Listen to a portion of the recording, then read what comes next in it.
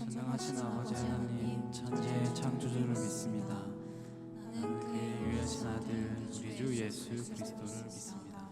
그는 성령으로 잉태되어 정정녀 마리아에게 나시고 본디오 빌라도에게 고난을 받아 십자가에 못 박혀 죽으시고 장사된 지 사흘 만에 죽은 자 가운데서 다시 살아나셨으며 하늘에 오르시어 전능하신 아버지 하나님 우편에 앉아 계시다가 거기로부터 살아있는 자와 죽은 자를 심판하러 오십니다. 나는 성령을 믿으며 거룩한 공교회와 성도의 교제와 죄를 용서받는 것과 몸의 부활과 영생을 믿습니다. 아멘.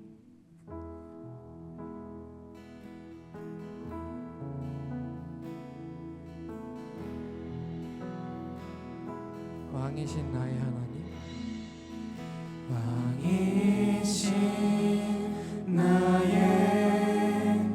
하나님,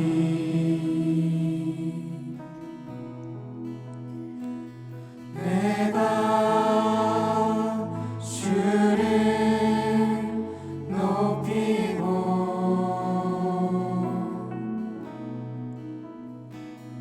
영원히 주의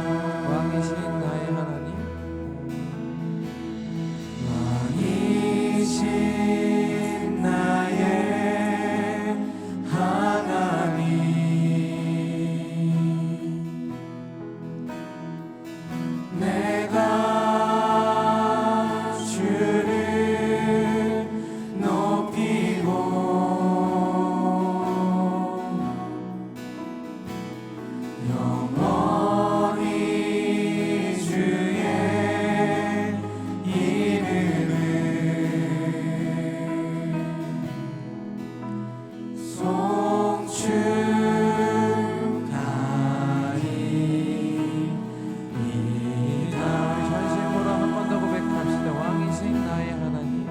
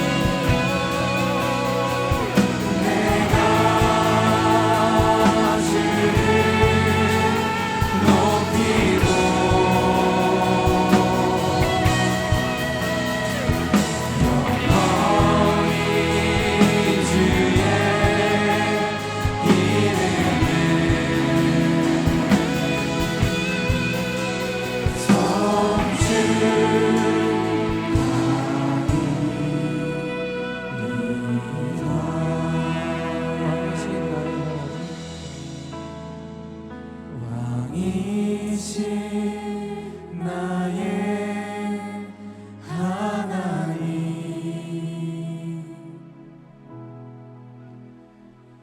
내가 주를 높이고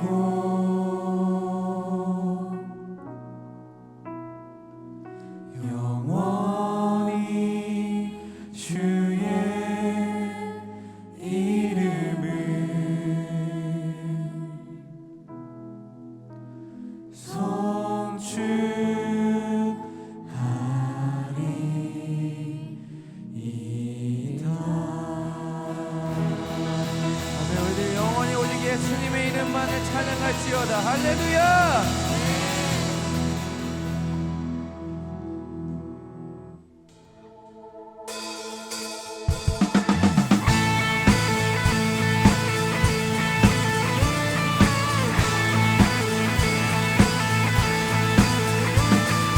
간절한 마음으로 그 주님의 마음 있는 곳을 구하며 우리 함께 나가길 소망합니다. 할렐루야.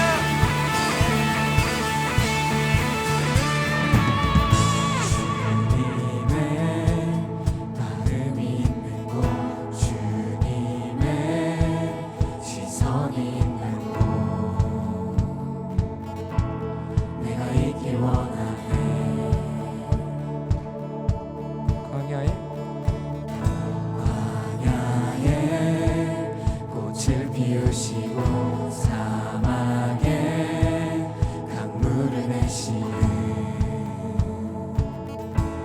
주의 놀라운 솜씨. 푸른 마르고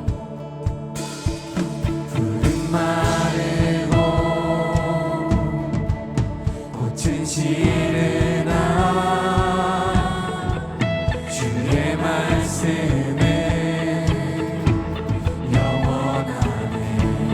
나의 마음 주의 성전이 되어 나의 마음 주의 성전이 되어 영원한 주의 말씀을 향해 주의 마음 있는 곳으로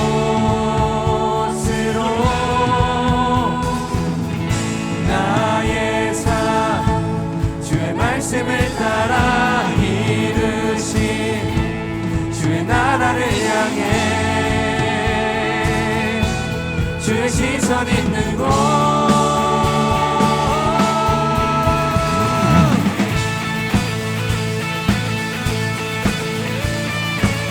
우리 목소리 높여서 주님의 마음이 있는 곳.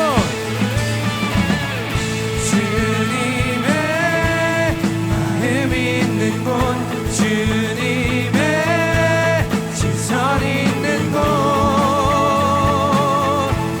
내가 있기 원하네. 푸른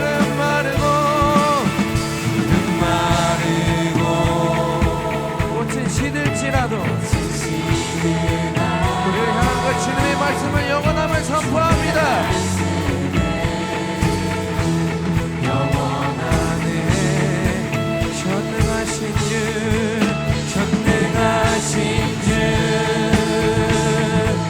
거룩하신 과 주님의 말씀 이루시네.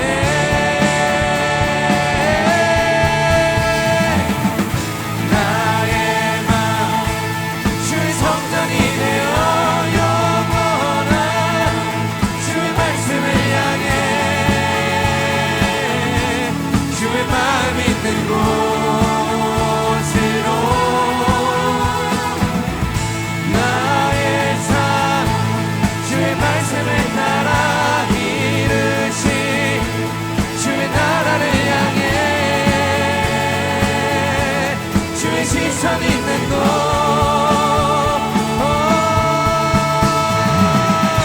아멘. 우리의 마음이 오직 주님을 따라가오니 아버지의 말씀으로 성령으로 주의 은혜로 우리를 이끌어 주시옵소서.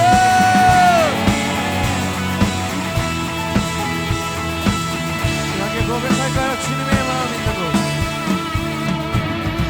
주님의 마음 있는 곳, 주님의 시선 있는 곳,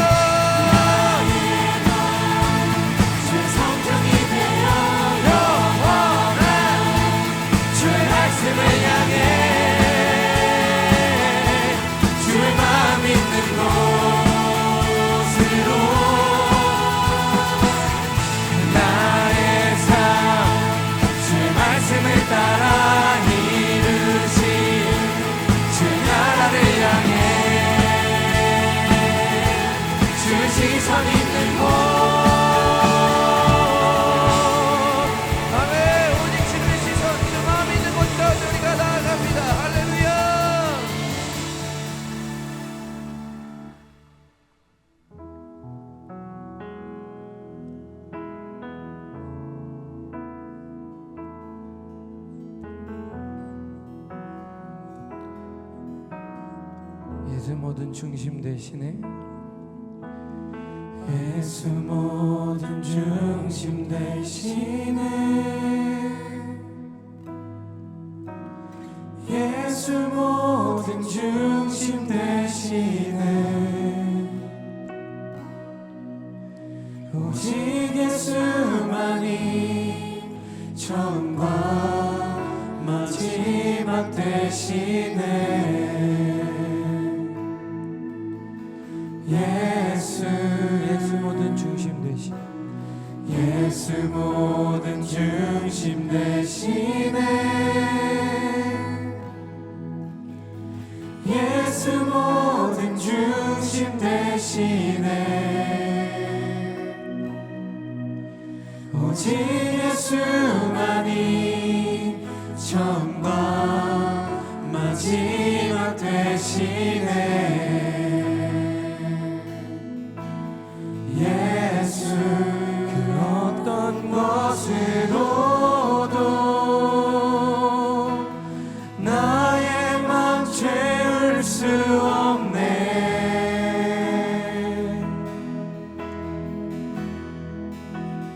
예수 나의 중심 모든 것 다스리시네.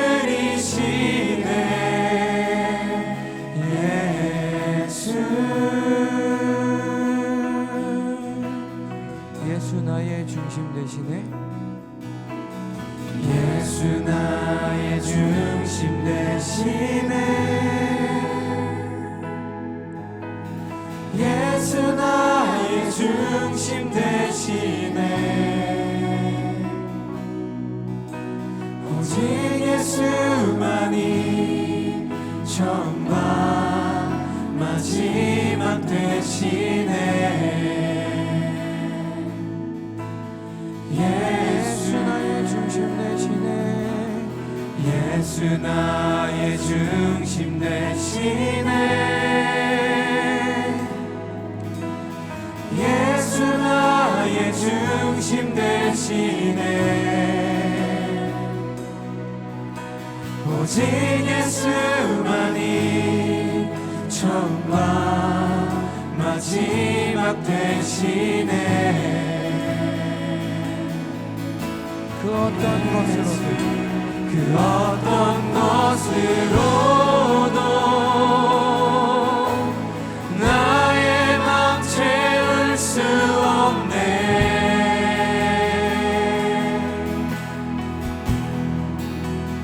예수 나의 중심 모든 것 다스리시네. 그 어떤 것으로도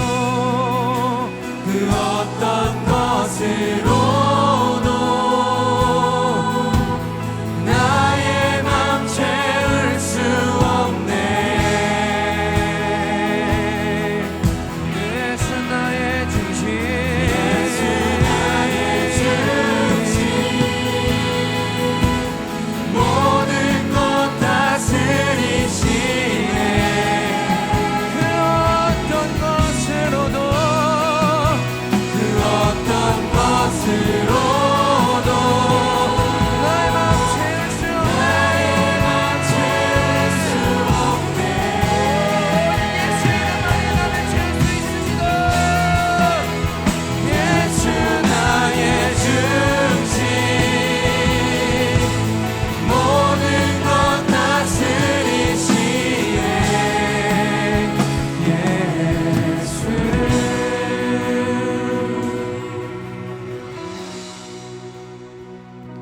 내 맘부터 저 하늘까지 예수 중심 되셔. 오직 예수 오직 예수 내 맘부터 저 하늘까지 예수 중심 되셔. 오직 예수 오직 예수 내 맘부터 저 하늘까지 예수 중심 되셔. 오직 예수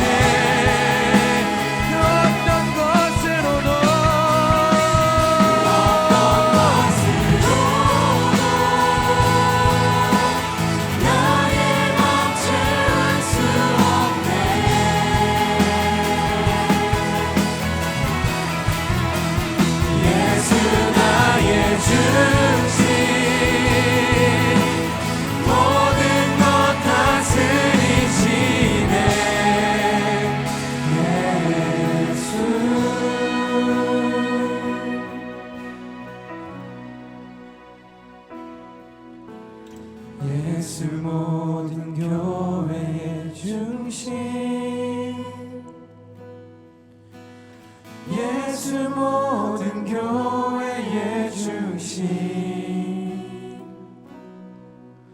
모두 무릎 꿇고 모든이 주 이름 시인해 예수 예수 예수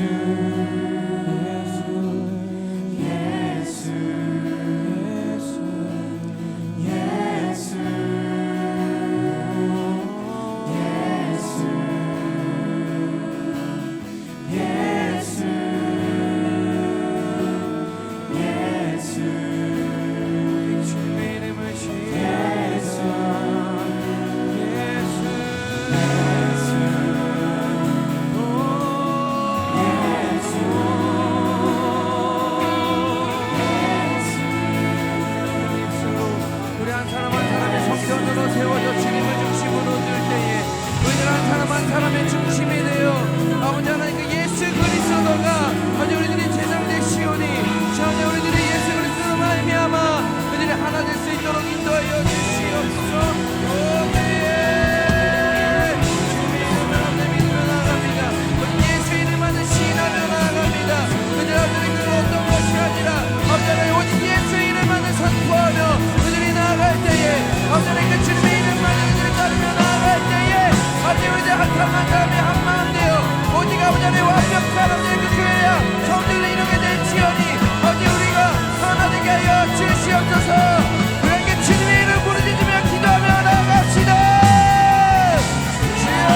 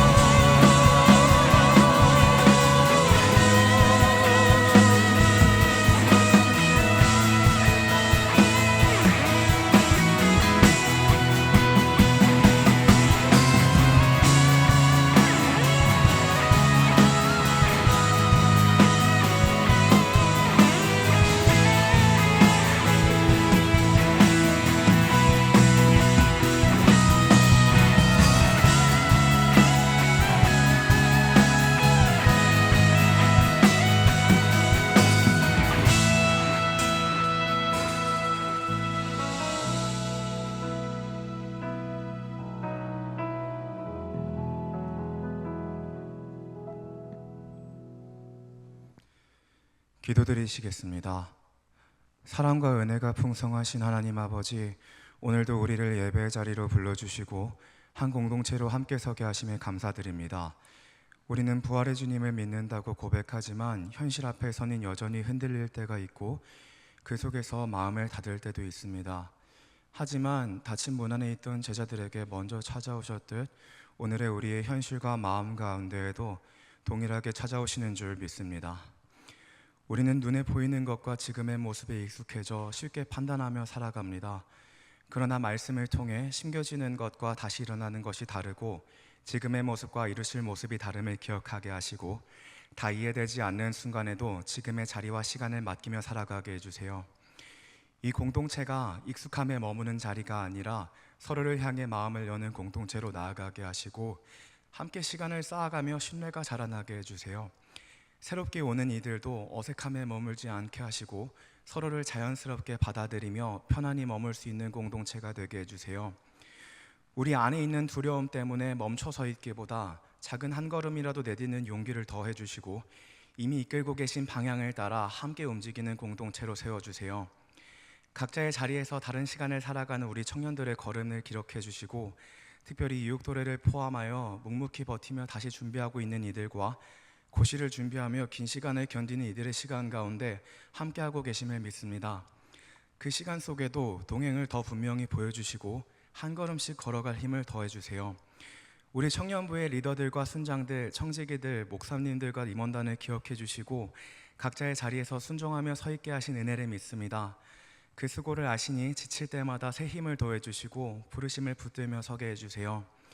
또한 양평 올림픽을 준비하는 임원단 가운데에도 기쁨과 하나됨을 더해 주시며 이 공동체를 주님께서 친히 세워가고 계심을 함께 경험하게 해주세요. 이 자리에는 다른 자리로 옮겨갔지만 여전히 함께 예배하는 이들도 있고 이미 새로운 걸음을 걷고 있는 이들도 있습니다. 각자의 자리와 시간은 달라졌지만 주님 안에서 이어지고 있음을 조용히 붙들게 해주세요. 우리 청년부가 부활을 아는 공동체에 머물지 않고 살아내는 공동체로 자라가게 하시고 각자의 삶 속에서 순종이 이어지게 해주세요. 오늘도 우리 가운데 찾아오시고 세워주시며 다시 보내시는 부활의 주 예수 그리스도의 이름으로 기도드립니다. 아멘.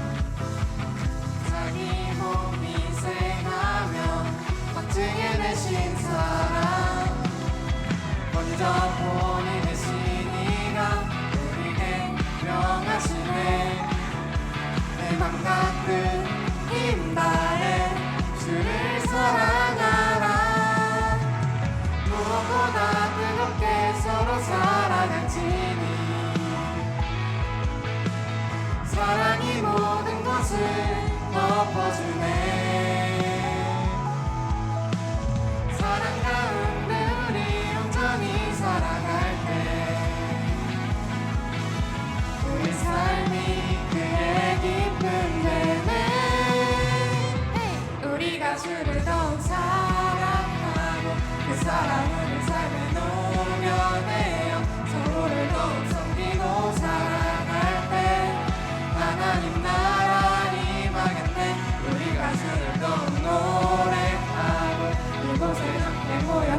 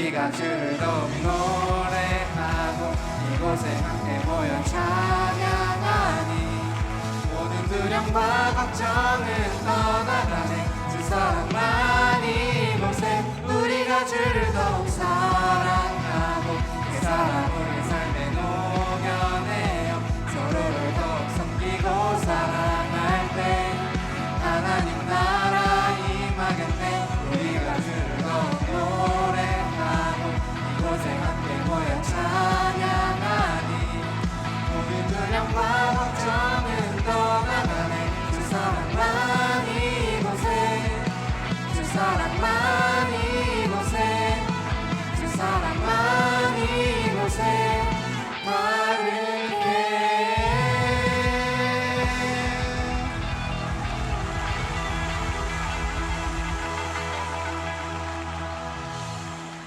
하나, 둘, 셋. 감사합니다.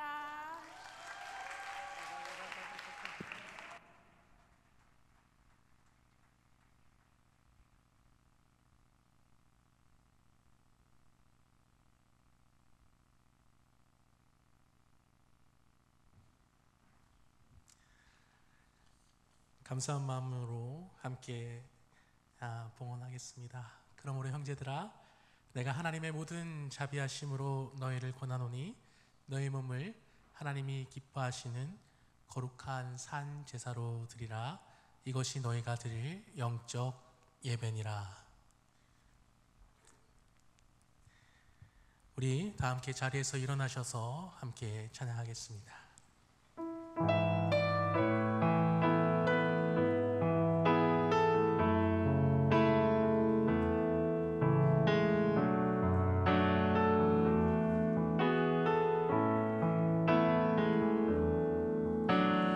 큰 꿈은 없습니다. 눈물로 뿌린 씨앗들 세상을 뒤덮지 않아도 여전히 충분합니다.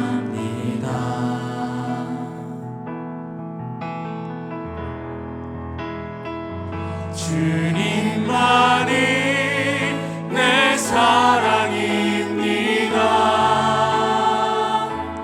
세상을 내려놓고 엎드리오니 그런 나를 사용하시는 주님만이 나의 꿈이십니다. 주님만이 내 사랑입니다. 세상을 내려놓고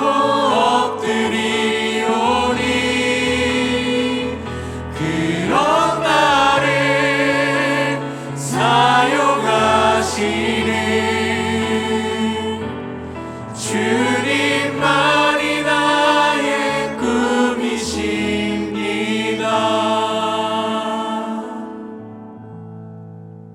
사랑이 풍성하신 하나님 아버지, 사망의 권세를 꺾으시고 다시 살아나신 예수 그리스도를 통하여 우리에게 영원한 소망을 허락하여 주시니 감사 찬양 올려드립니다. 주님, 이 세상에서 우리가 흘린 눈물을 아버지는 다 세고 계시고 우리가 버텨온 시간을 아버지는 다 기억하고 계심을 믿습니다. 우리의 수고가 헛되지 않다 하신 그 말씀 붙들고 오늘 이 자리에 나옵니다.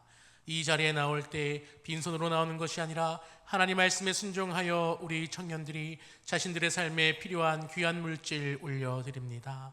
주님, 청년들의 삶에서 이 물질을 전부 다 사용한다고 하더라도 늘 물질이 모자라지만 자신의 힘으로 그 모자람을 메꾸는 것이 아니라 물질이 다 사라진다 하더라도 우리에게 생명의 숨을 불어넣으시고 다시 일으켜 세우실 하나님의 능력을 믿으며 이 물질을 올려드리오니 청년들의 간절한 마음을 흠양하여 주시사 성경에 기록된 대로 드리는 자에게 쌓을 것이 없도록 복을 부어주시는 아버지의 약속이 이 자리에 임하게 하여 주옵소서. 주님, 특별히 오늘 봉헌으로 선 주님의 딸이 있습니다. 이 딸에게 능력을 다하여 주셔서 늘 하나님께 올려드릴 수 있는 시간과 건강과 물질이 있게 하여 주시고 이 딸이 일어서는 아침마다 새 힘을 입혀주시고 돌아와 쉬는 저녁마다 아버지의 평안으로 감싸 주옵소서. 이 딸이 사랑하는 사람들의 건강을 지켜주시고 이 딸을 위해 기도하는 사람들의 눈물을 기억하여 주옵소서. 썩을 것으로 심겼으나 썩지 않을 것으로 다시 살리시는 주님, 이 딸이 쓰러졌던 자리마다 다시 세워주시고 완성하지 못했던 것을 끝내 완성하시는 아버지의 손길이 딸의 남은 인생 위에 임하게 하여 주옵소서. 하나님, 이 자리에 함께 봉헌하는 우리 모두에게 같은 은혜 부어주시기를 소망하오며 감사드리옵고 예수 그리스도의 이름으로 기도드립니다. 아멘.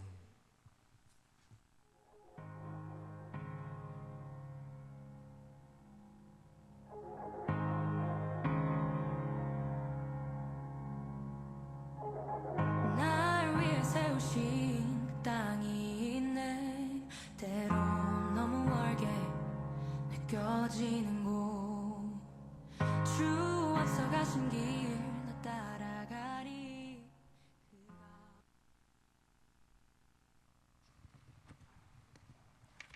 네, 예배 자리에 나오신 여러분을 환영하고 축복합니다. 이 시간 우리가 서로 같이 옆에 있는 좌우 지체들에게 같이 인사 나눴으면 좋겠는데요. 사랑하고 축복합니다. 서로 인사하겠습니다. 사랑하고 축복합니다. 사랑하고 축복합니다. 네, 오늘 지연 순장님 사랑방에서 소리 모아를 너무 또 즐겁고 함께 행복하게 잘 준비를 해주신 것 같아요. 네, 너무 수고 많으셨고요. 여러분 또 다른 사랑방이나 또 또래들 또 사역 공동체에서도 소리 모아 많이 준비하셔가지고 또 신청해 주시면 너무나 좋을 것 같습니다.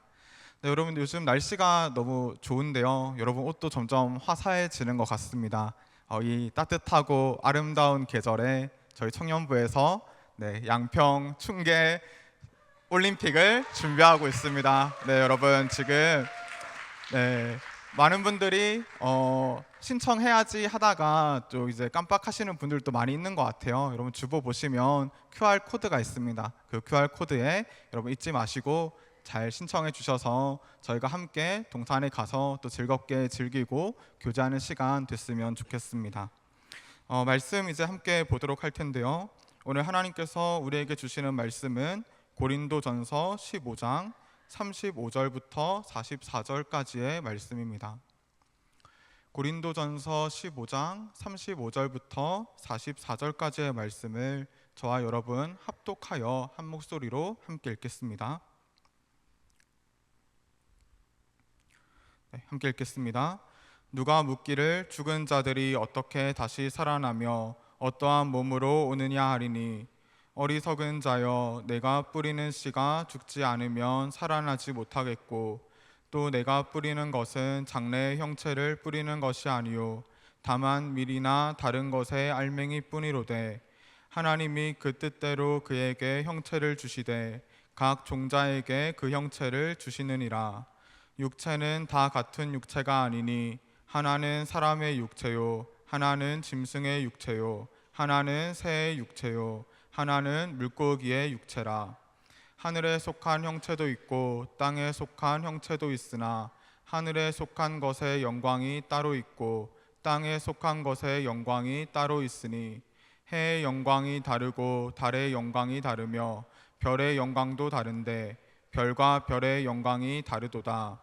죽은 자의 부활도 그와 같으니 썩을 것으로 심고 썩지 아니할 것으로 다시 살아나며, 욕된 것으로 심고 영광스러운 것으로 다시 살아나며, 약한 것으로 심고 강한 것으로 다시 살아나며, 육의 몸으로 심고 신령한 몸으로 다시 살아나나니, 육의 몸이 있은즉 또 영의 몸도 있느니라. 아멘.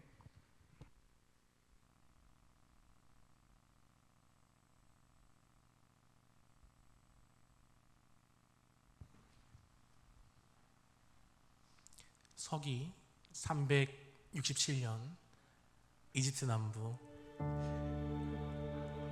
나일강 상류를 따라 올라가면 사막 한가운데 수도원이 하나 있습니다. 파코미아 수도원. 이 수도원 안에는 작은 도서관이 있었습니다. 돌벽 안쪽에 나무 선발이 놓여 있고 그 위에 파피루스 두루마들이 빼곡히 쌓여 있었습니다. 어떤 것은 누렇게 바랬고 어떤 것은 먹물 냄새가 아직 남아 있었습니다. 이 수도원의 수도승들은 매일 이 문서 앞에 앉아 있었습니다. 한 글자 한 글자 필사하고 한 땀 한 땀 적습니다. 이 문서들이 이 사람들의 세계였고 밖에 나갈 일이 없고 만날 사람도 없습니다. 이 문서들과 함께 평생 함께하는 사람들이었습니다. 그러던 어느 날 편지 한 통이 도착합니다. 알렉산드리아에서 온 부활절 서신입니다. 보낸 사람은 아타나시우스. 아타나시우스는 자기의 신념을 위해서 황제한테 5번 추방을 당한 사람입니다. 5번 쫓겨나고 5번 돌아올 때 나일강에서 로마 군인들이 배를 타고 추격을 합니다. 아타나시우스를 받느냐라는 질문에 멀지 않은 곳에 있어라고 대답하며 유유히 로마 군인들을 따라 보낸 그런 사람입니다. 그 사람의 편지가 도착했습니다. 내용은 한 줄입니다. 정경에 맞지 않는 문서는 전부 폐기하라. 이집트 전역의 수도원에서 불이 솟아납니다. 문서들이 타기 시작합니다. 수백 년 동안 누군가 한자 한자 베껴 쓴 기록들이 재가 되어 사막 바람에 휘날립니다. 파코미아 수도원에도 이 명령이 도착했습니다. 한 수도승이 도서관에서 이 문서를 만져봅니다. 페이지마다 자신의 손때가 묻은 그런 문서입니다. 아타나시우스의 명령에 따를 것인가, 이 문서를 살릴 것인가. 그날 밤 수도사들이 모두 잠든 그 밤, 이 사람은 선반에서 문서를 꺼내 가죽으로 묶기 시작합니다. 토기 항아리에 넣고 밀봉합니다. 살기스까지 걸어가서 바위 밑에 구덩이를 파기 시작했습니다. 그리고 1600년의 시간이 지났습니다. 1945년 12월 이집트 남부 나그 함마디라는 작은 마을에서 한 농부가 밭에서 흙을 파다가 항아리 하나를 발견했습니다. 1600년 동안 땅속에 묻혀있던 문서 52편, 그중 하나가 도마복음입니다. 네, 여기까지. 새로운 시도를 해봤습니다. 도마복음이 뭐냐? 여러분 그 유튜브 보면 그런 거 있어요. 그런 뭐 교회가 금지한 성경 도마복음 막 이러고 있죠. 이 도마복음에 보면 이 71번째 내용 중에 이런 말이 있거든요. 한번 보여주실래요? PPT를 보시면 나는 이 집을 뒤집어 엎겠다. 아무도 다시 줄 수 없을 것이다. 이런 내용이 있어요. 이 집이 뭐냐면 우리 몸입니다. 이 몸 무너지면 끝난다. 다시 세워지지 않는다. 몸의 부활은 없다. 이거를 도마복음이 얘기를 했어요. 그렇기 때문에 이 교회 아타나시우스는 이 문서를 태워버리라고 얘기를 했습니다. 또 내용 중에 하나가 뭐가 있냐면 112번째에 이런 내용이 있는데 뭐라고 되어 있냐면 육체가 영혼에 의존하면 비참하고 영혼이 육체에 의존해도 비참하다. 그게 무슨 말이냐면 몸은 껍데기다. 중요한 건 영혼이다. 부활이라는 게 있다면 그거는 영혼의 부활이지 몸이 다시 살아나는 건 아니다. 이렇게 생각한 겁니다. 여러분 이 내용이 참 이단적인 내용이거든요. 그래서 불에 태워 없애라 이렇게 얘기를 했는데 발견이 돼 버린 거예요. 여러분 근데 그 이름이 도마복음이라고 되어 있거든요. 여러분 도마가 어떤 사람이었습니까? 요한복음 20장 27절에 이렇게 기록되어 있죠. 내 손가락을 이리 내밀어 손을 보고 내 손을 내밀어 내 옆구리에 넣어보라. 예수님이 도마한테 하신 말씀이에요. 도마는요 예수님의 몸을 직접 부활하신 그 몸을 만져본 사람입니다. 성경에서 그 예수님의 몸을 직접 만져본 사람은 도마가 그 기록상으로 유일하잖아요. 근데 이 도마의 이름을 가져다 쓴 공동체가 몸의 부활을 부정했다라는 거예요. 이게 당시에 이런 생각들이 많이 퍼져 있었던 것 같습니다. 오늘 우리가 읽은 성경이 바울이 썼는데 바울이 편지를 쓴 이유가 이것입니다. 몸은 껍데기라는 생각, 부활은 영혼의 일이라는 생각을 하고 있는 사람들에게 그렇지 아니하다라고 얘기를 하는 겁니다. 근데 여러분 곰곰이 생각해 보면 우리도 부활에 대해서 생각을 할 때에 영혼의 부활을 굉장히 많이 생각하지 몸의 부활에 대해서는 간과하는 경우가 되게 많습니다. 이게 아마 죽음 이후의 상태에 대해서 생각을 해서 그런 것 같습니다. 죽으면 우리 육신은 사라지고 영혼만 있는 상태가 된다. 이렇게 생각하는 경우가 많거든요. 그래서 부활을 얘기할 때도 우리의 몸이 부활하는 게 아니라 영혼이 부활하는 거다라고 생각하는 사람이 굉장히 많은 것 같아요. 근데 그게 성경이 말하는 부활이 아니라는 거예요. 1600년 전에 땅에 묻힌 그 도마복음이라는 그 서신이 실상 안 태워지고 우리 마음에 아직도 있다라는 거죠. 여러분, 부활에 대해서 청년들과 이야기를 해보면 굉장히 재미난 질문들을 많이 합니다. 이런 거죠. 부활하면 제가 과연 몇 살 때 몸이 되겠습니까? 이거 리더 모임 때 답을 좀 얘기하긴 했는데 보통 이제 30살 때쯤으로 생각을 합니다. 그거는 이제 나중에 리더들한테 한번 물어보세요. 답을 해줄 겁니다.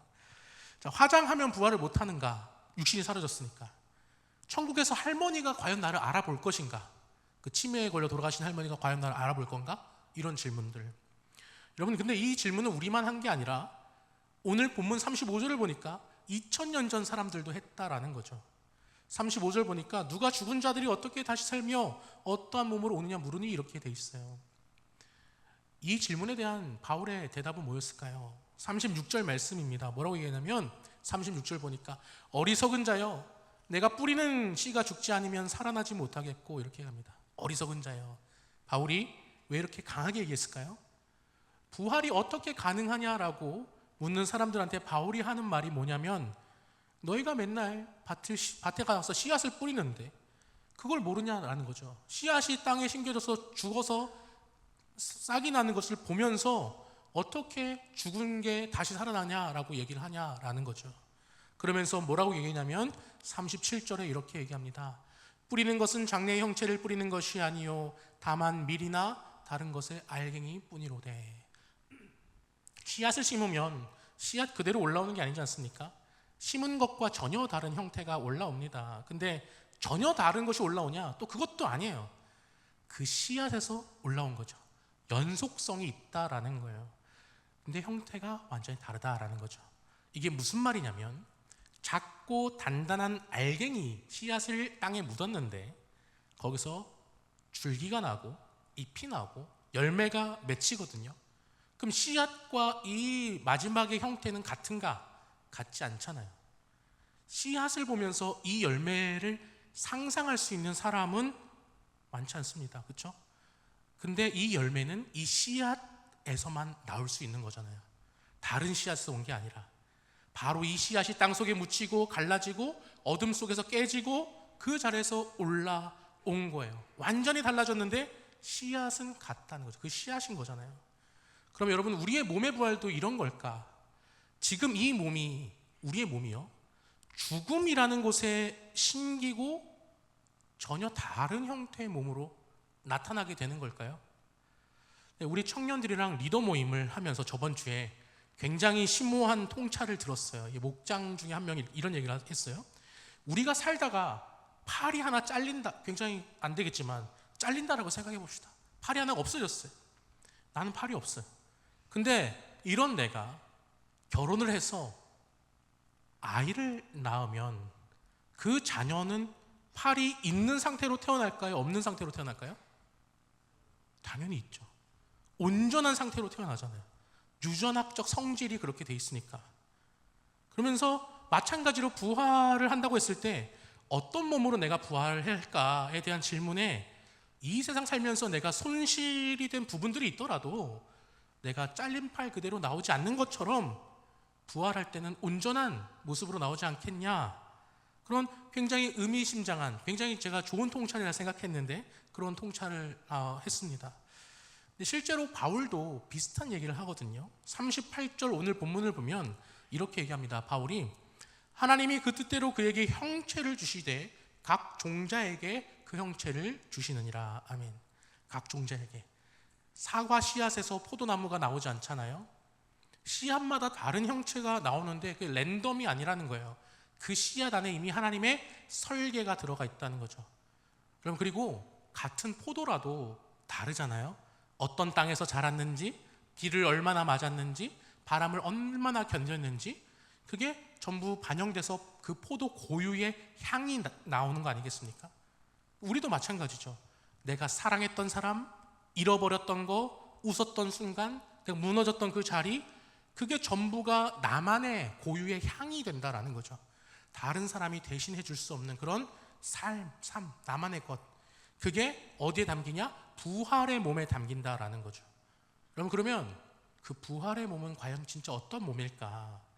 바울이 계속해서 뭐라고 말하냐면 42절, 43절에서 이렇게 얘기합니다. 심은 것은 썩을 것이로되 다시 사는 것은 썩지 아니하며, 욕된 것으로 심고 영광스러운 것으로 다시 살며, 약한 것으로 심고 강한 것으로 다시 사나니. 심는다는 거예요. 뭘 심어요? 지금 이 삶을 부활의 몸에 심고 있다는 거죠.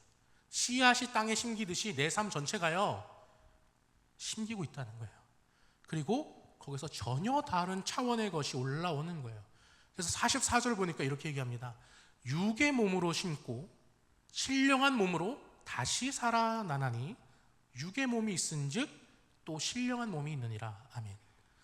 이 구절이 44절이 해석하기 굉장히 까다롭습니다. 신령한 몸이 뭐냐?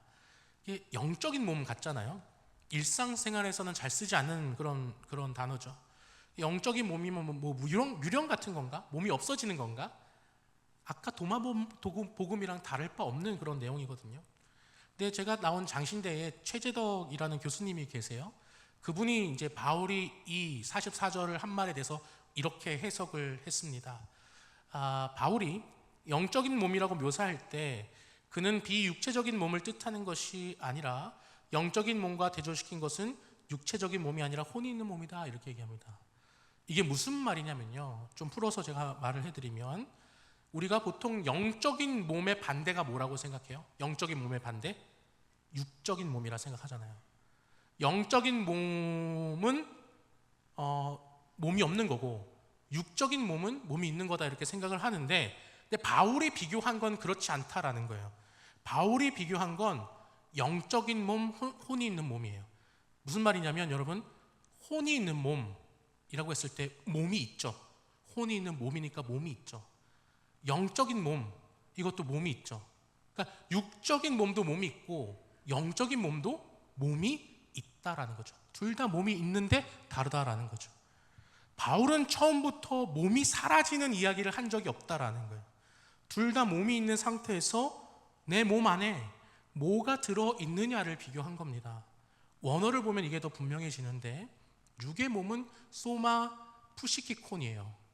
푸시케, 많이 들어봤죠? 생명이라는 뜻입니다. 생명의 숨결, 푸시케. 아담이 흙으로 빚어졌을 때 하나님이 생기를 후 불어 넣으시는데 그게 푸시케, 숨결이에요. 지금 우리가 가진 몸이에요. 신령한 몸은요 뭐냐면 소마 푸뉴마티콘이에요. 푸뉴마 많이 들어보셨죠? 하나님의 영이에요. 하나님의 영으로 움직이는 거예요. 둘 다 몸이고 둘 다 진짜 몸입니다. 만질 수 있고 볼 수 있는 몸이에요. 다른 건 하나예요. 지금 우리가 살고 있는 몸은 생명의 숨결, 푸시케가 들어간 몸이에요. 우리가 있는 몸은 숨 쉬고 밥을 먹고 잠을 자야지 유지가 되는 몸, 이게 멈추면 끝이잖아요. 이게 소마 푸시콘, 육의 몸이라는 거죠. 반대로 부활의 몸은 하나님의 영으로 움직이는 몸이에요. 더 이상 숨을 쉬어야 살 수 있는 몸이 아니고 아프거나 늙거나 무너지는 몸이 아닙니다. 같은 몸인데 그 안에 뭐가 들어있느냐의 차이인 거예요. 푸뉴마가 들어있으면 하나님의 영으로 움직이는 부활의 몸이 된다라는 거죠. 근데 이렇게 이야기하면 여러분 좀 되게 개념적이라서 추상적이라서 와닿지가 않잖아요. 지금 이 몸이랑 완전히 다른 차원의 몸이라고 하면 뭔가 내가 아는 나는 지금의 몸인데, 밥 먹고 잠자고 아프고 늙고 그게 내가 아는 전부인데 그게 완전히 어떻게 달라지는가가 솔직히 잘 상상이 안 되잖아요. 근데 여러분 제가 비유 하나를 한번 하겠습니다. 여러분 어릴 때 사진 한번 생각해 보십시오. 어릴 때 찍었던 사진. 그 사진 속에 있는 게 본인입니까? 타인입니까? 본인이죠. 근데 지금의 나와 똑같이 생겼습니까? 저는 제 어릴 때의 모습을 보고 싶으시면 제 아들을 보면 됩니다. 똑같이 생겼어요. 진짜 똑같이 생겼어요. 걷지도 못했고 말하지도 못했고 이도 하나도 없었던 그 옛날 모습. 근데 그게 나잖아요. 같은 사람인데 완전히 다른 몸이에요. 근데 신기한 게 있어요. 아기 때 사진을 자세히 보면 우리가 닮은 구석들이 있어요. 눈매가 똑같거나 눈썹 위치가 똑같거나 몸은 완전히 달라졌는데 나인 모습이 남아있죠. 부활의 몸도 그렇다라는 거예요. 지금 이 몸이랑 똑같지 않습니다. 그런데 나인 거예요. 차원이 다른 나인 거예요. 여러분, 이게 그냥 비유로만 끝나는 게 아닙니다. 실제로 예수님께서는 부활의 몸이 어떤 건지를 직접 보여주셨어요. 그래서 부활하신 예수님의 몸을 보면요, 도마가 어떻게 하냐면 만질 수가 있었어요. 이 푸뉴마, 하나님의 영이 들어간 몸인데 만질 수 있었다라는 거죠. 그러니까 우리가 영적인 몸이라고 생각하면 막 귀신 둥둥 떠다니는 그런 거 생각하는데 그게 아니라 정말로 만질 수 있고 온기가 느껴지는 그런 몸이다라는 거죠. 살아있는 몸이에요. 제자들이랑 식사도 하십니다. 음식을 씹고 삼킬 수 있는 몸. 근데 이상한 게 있어요. 제자들이 모여있던 방문이 잠겨 있었거든요. 닫혀 있었어요. 그런데 아무도 문을 열지 않았는데 갑자기 예수님이 제자들 한가운데 서 계신 거예요. 잠긴 문을 그냥 통과하신 거죠. 여러분, 이게 부활의 몸이다라는 거죠. 분명히 우리가 아는 몸인데 몸의 한계를 넘어서고 차원이 달라진 거예요. 이게 푸뉴마의 몸이다. 하나님의 영이 안에 있으니까 이 세상의 한계에 갇혀있지 않은 몸이 된 거죠. 근데 여러분, 예수님의 부활의 몸, 그 푸뉴마의 몸을 보면 정말 놀라운 게 있어요. 뭐냐면 창에 찔린 옆구리의 상처랑 손바닥에 못 자국이 남아있었다라는 거예요. 요한복음 20장 27절에 예수님께서 이렇게 말씀하십니다. 도마한테 내 손가락을 이리 내밀어 내 손을 보고 내 손을 내밀어 내 옆구리에 넣어보라, 이렇게 말씀하세요. 새로운 몸이잖아요. 하나님의 영으로 움직이는 완전히 다른 차원의 몸인데 못자국과 창자국이 왜 그대로 있느냐? 왜 부활의 몸의 아픔의 흔적이 그대로 남아있을까? 여기서 우리는 이런 질문을 할 수 있습니다. 그러면 부활할 때 내가 겪었던 아픔, 그 상처들이 회복되지 않는가? 하나님이 다 새롭게 하신다고 했는데 그럼 이 상처까지도 다 없애줘서 완벽한 몸으로 만들어야 되는 게 아닌가? 이거에 대해서 정말 유명한 신학자죠. 아우구스티누스가 이렇게 해석을 합니다. 뭐라고 얘기하냐면 순교자들의 상처는 부활의 몸에서 흉하게 남는 것이 아니라 오히려 영광의 훈장이 된다. 그가 견뎌낸 삶의 아름다움이 그 몸을 통해 드러날 것이다. 이렇게 얘기합니다.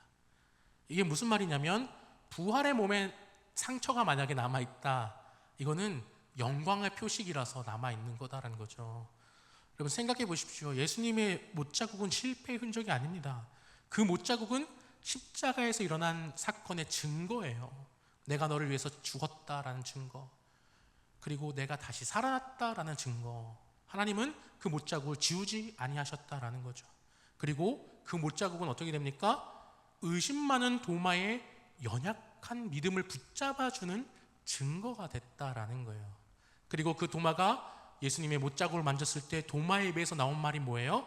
요한복음 20장 28절, 도마가 대답하여 이르되 나의 주님이시요 나의 하나님이시니이다. 아멘. 상처가 사라지지 않았습니다. 이 상처 때문에 의심 많은 한 사람이 무릎을 꿇었어요. 그리고 이 상처 때문에 나의 주시며 나의 하나님이시다라는 고백이 나왔다는 거죠. 이 상처가 하나님께 영광을 올려드리게 된 겁니다. 저는 이 설교를 준비하면서 다시 한번 생각해 봤습니다.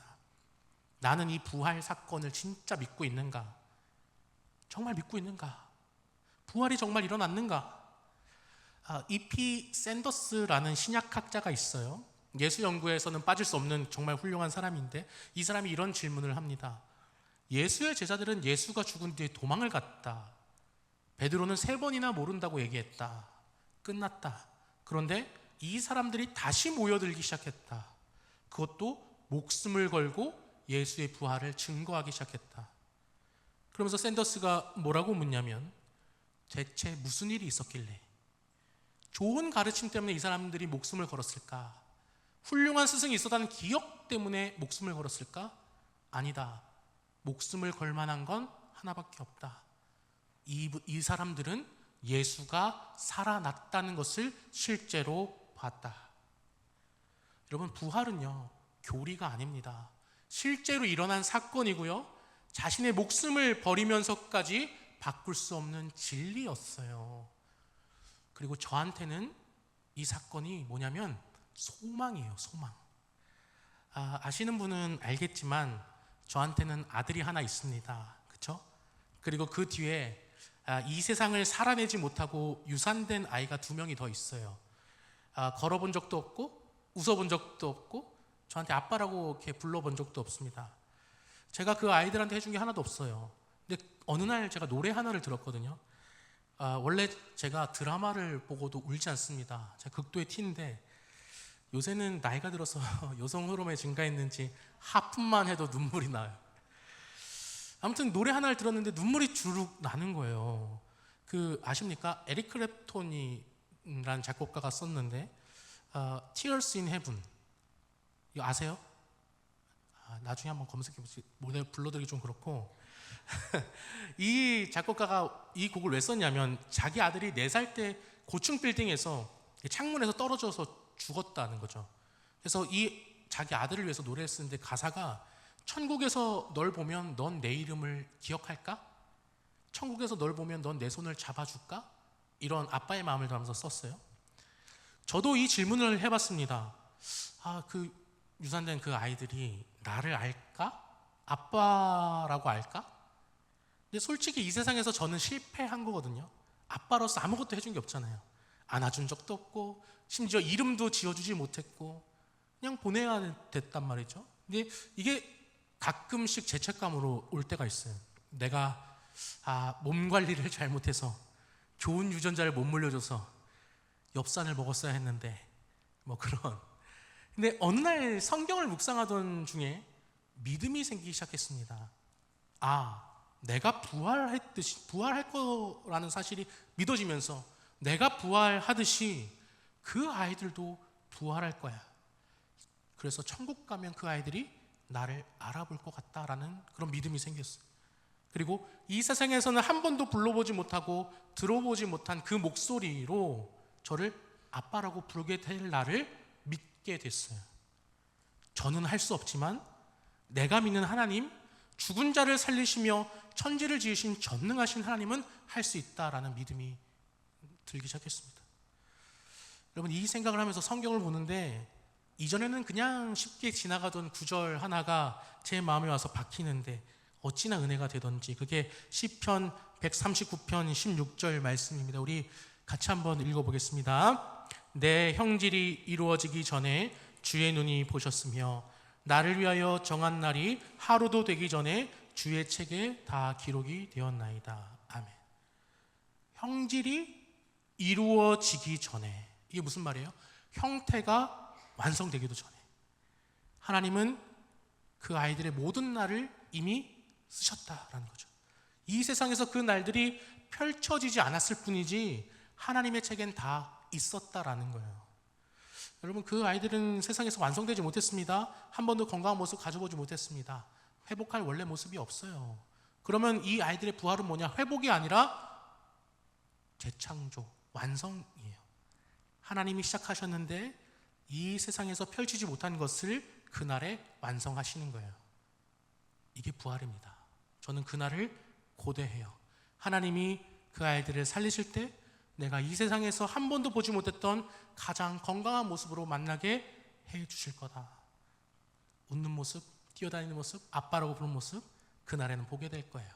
그게 제가 믿는 부활이고 제가 부활을 믿는 이유입니다. 저에게 부활은 소망입니다.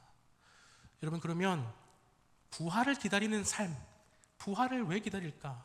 우리에게 왜 부활이 중요할까? 여러분, 이겁니다.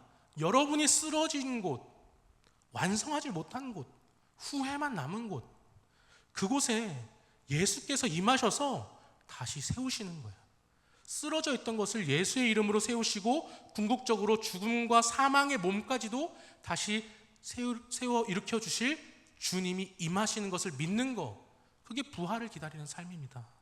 여러분, 하나님은요, 없었던 것을 만드시는 분이기도 하지만 예수님의 못자국이 부활의 몸에서 사라지지 않은 것처럼, 상처가 오히려 영광의 증거가 된 것처럼 우리가 있었던 일을 완전히 없애버리시고 다시 세우는 게 아니라 여러분들의 수고를 다 기억하시고 그 수고들을 부활의 몸에 새기고 계신다라는 거예요.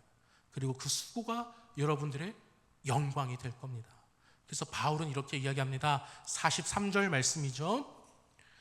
욕된 것으로 심고 영광스러운 것으로 다시 사나니. 내가 보기에는 욕된 거예요. 실패의 씨앗이에요. 그래서 마음이 쓰라려요. 하지만 부활의 주님께서는 나의 삶을 하나하나 새로운 몸에 새기고 계신다는 거죠. 내가 꿈꾸던 그 모습으로, 아니 거기에 하나님의 완전함을 부으셔서 내가 상상하지 못했던 모습으로 만들고 계신다라는 겁니다. 내 분투가, 내 삶의 역사가 각자의 고유한 정체성이 되어서 각자 다른 모습으로 부활하게 될 겁니다. 완전히 다른 존재가 아니에요. 내가 울었던 밤, 내가 버텼던 시간, 내 삶 전체가 아름답고 완전하게 담겨 있는 몸입니다. 그러니 여러분, 오늘 실패에 마음이 쓰라리더라도 부활이 있음을 기억하고 끝까지 부활 신앙 붙잡고 소망의 삶을 살아가는 저와 여러분 다 될 수 있기를 정말 간절히 소망합니다.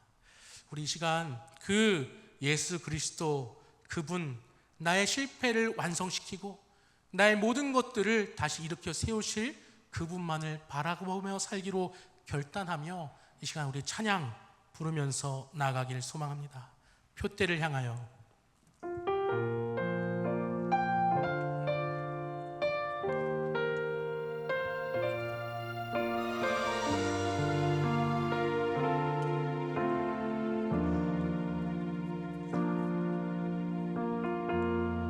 내게 유익하던 것을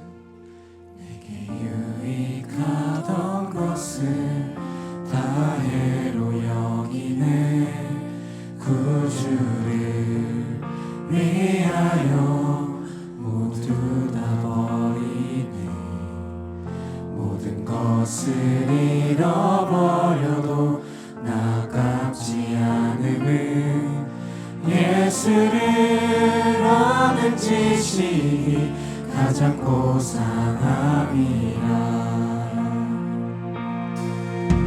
죄를 신뢰하지 않고 겸손한 마음으로 부활의 능력과 고난에 참여하며 그의 죽으심을 본받아 그리스도를 얻고 예수의 아래서 발견되려 합니다.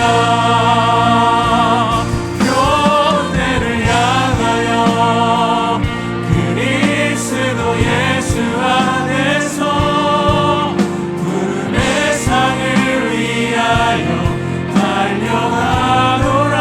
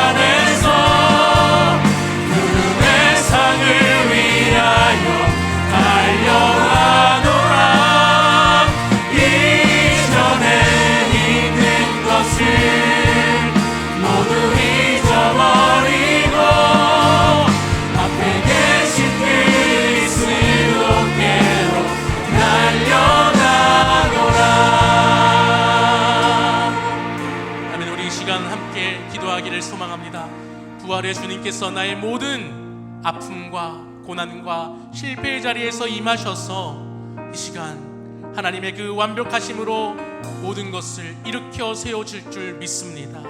그 시간까지 우리 표대를 향하여 예수 그리스도만 의지하며 나아가길 소망합니다. 하나님 이 시간 나의 마음을 온전히 하여 주셔서 예수만 바라보게 하여 주옵소서. 이 시간 우리 주여 한번 부르시며 기도의 자리, 소망의 자리, 예수 그리스도를 부르는 자리로 나아갑시다. 주여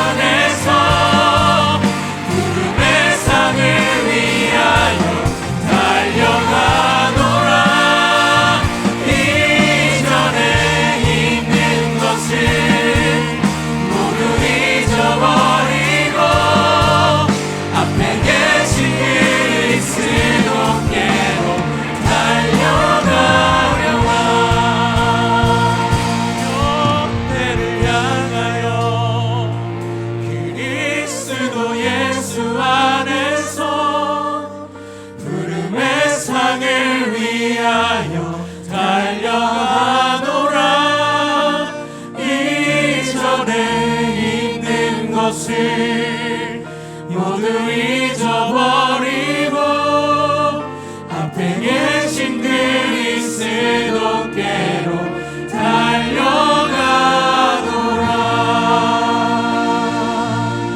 아멘.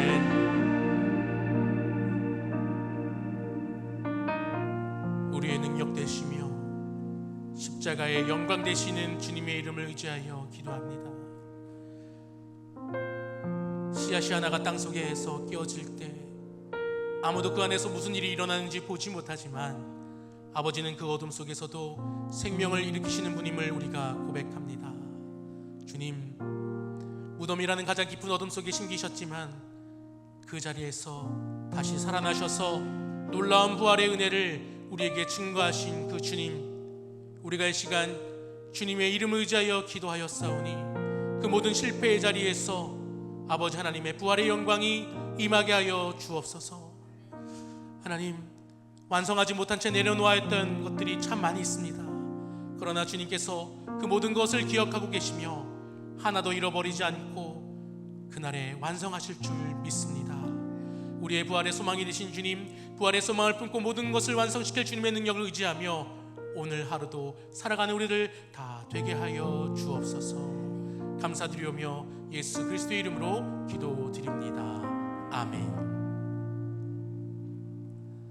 이제는 부활이시요 생명이신 예수 그리스도의 은혜와 하나님 아버지의 극진하신 사랑과 성령님의 교통하심의 역사가 주님 전에 나와 예배드리며 부활로 승리하기를 다짐하며 결단하며 소망하는 우리 청년들의 머리 위에 이제로부터 영원토록 함께 하시기를 간절히 축원하옵나이다. 아멘.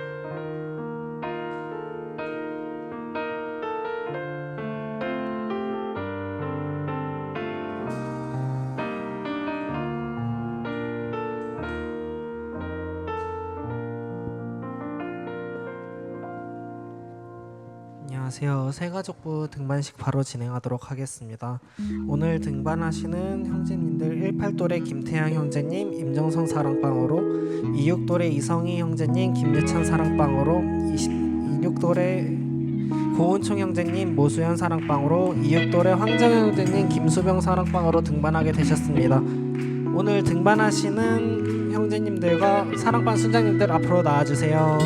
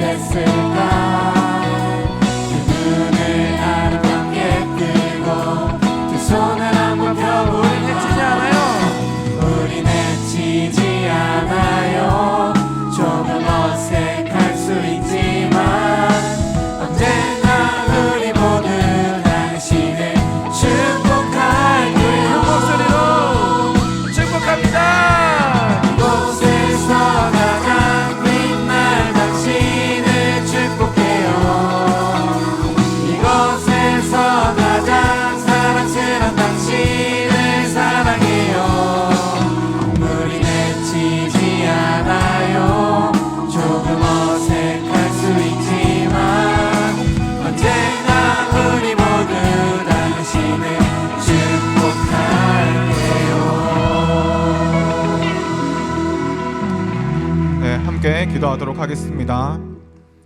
사랑이 많으신 하나님 아버지, 저희 공동체 가운데 새로운 지체들을 보내주심에 감사합니다. 주님께서 보내신 이 지체들이 저희 공동체에서 하나의 교회로 세워지게 하시고 함께 주님의 사랑 안에서 신앙의 여정을 이어갈 때 부활의 주님을 만나고 그 부활의 소망을 가지고 주님의 부르심의 표대를 향하여 달려갈 수 있도록 그 마음과 믿음과 삶의 자리 가운데 함께하여 주시옵소서. 감사드리며 예수님의 이름으로 기도드립니다. 아멘.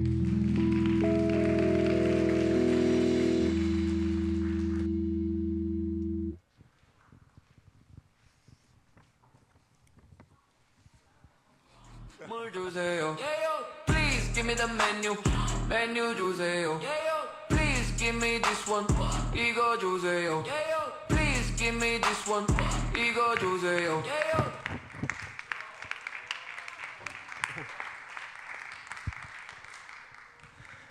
네, 여러분 안녕하세요. 네, 오늘 제가 여기 왜 나왔냐면 다름이 아니고 5월 2일에 진행되는 저희 청년부 춘기올림픽을 광고하러 나왔습니다. 그런데 오늘 여러분들의 참여를 독려하기 위해서 오늘은 특별히 제가 얘기하는 게 아니고 대단하신 분을 모셔볼까 하는데요. 한번 불러보도록 하겠습니다. Please give me that 성현 나와주세요.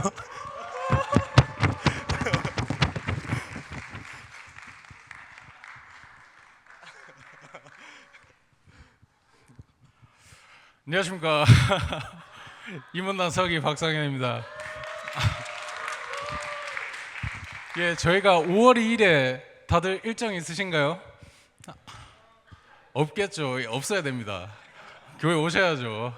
자, 그리고 저희가 이거 어디서 진행하시는지 다들 아실 거라고 생각됩니다. 양평으로 오셔서 그리고 자 같이 올림픽 한번 해주시면 감사할 것 같고요. 그리고 저희가 좀 이번에 파격 행사를 한번 하기로 했습니다. 저희가 원래 집합 시간이 7시 반이었습니다. 근데 저희가 특별 서비스 진짜 30분 더 재워드립니다. 진짜 그 시간에 나 잠 안 자는데 나 서비스 못 받는다, 그 시간에 일어나셔서 30분 더 준비하는 시간 드립니다. 그래서 여유롭게 오셔도 되니까 많은 참여 부탁드리겠습니다. 감사합니다.